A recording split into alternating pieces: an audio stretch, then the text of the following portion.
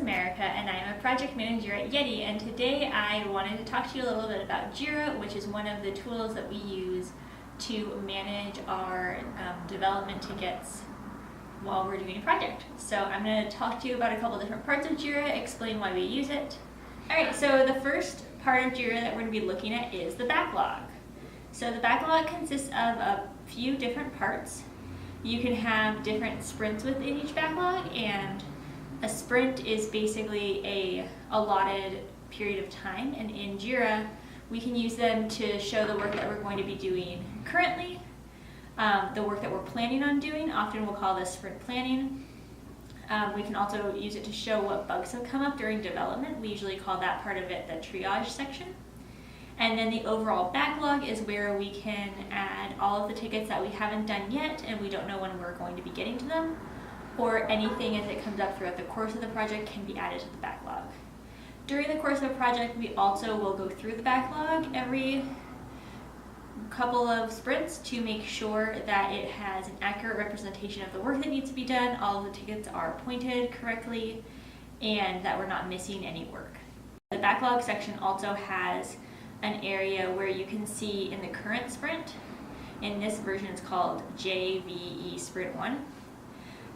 You can see how many tickets need to be done during the sprint in this little gray area, how many tickets are in progress represented by blue, and then how many tickets are done represented by the green one.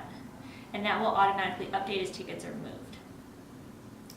You can also see up here who is assigned to what tickets, and if you click on the person's name, then you'll be able to see exactly the tickets that are assigned to them. Within each ticket, if you click and open it up, you can see the ticket's title. You can also attach any photos, videos, any piece of documentation to the ticket that you might need. You can also see the ticket's status. You can assign the ticket to someone, see who originally reported the ticket, just in case you have a question.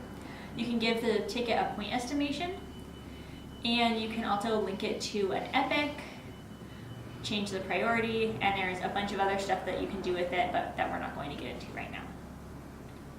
You can also always add a comment on a ticket. If it's something that you're working on, you can comment about why you're stuck. If it's something that someone else is working on, you can give them a comment to help them, or give a comment to leave some clarification. We also have the active sprint portion, and this is the work that is currently being done during the sprint. So you can see up here how many days are remaining in the sprint.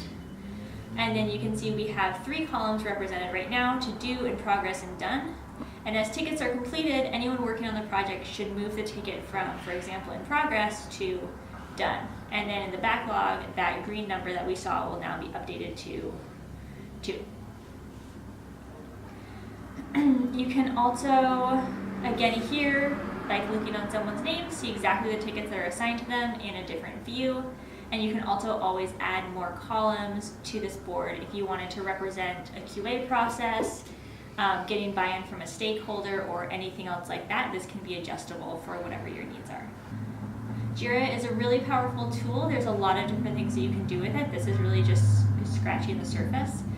But at Yeti, we're experts in using Jira, and so we're always here to answer any questions that you might have, and just help you learn how to use Jira and make sure that your project is utilizing it in the best way possible. Thank you.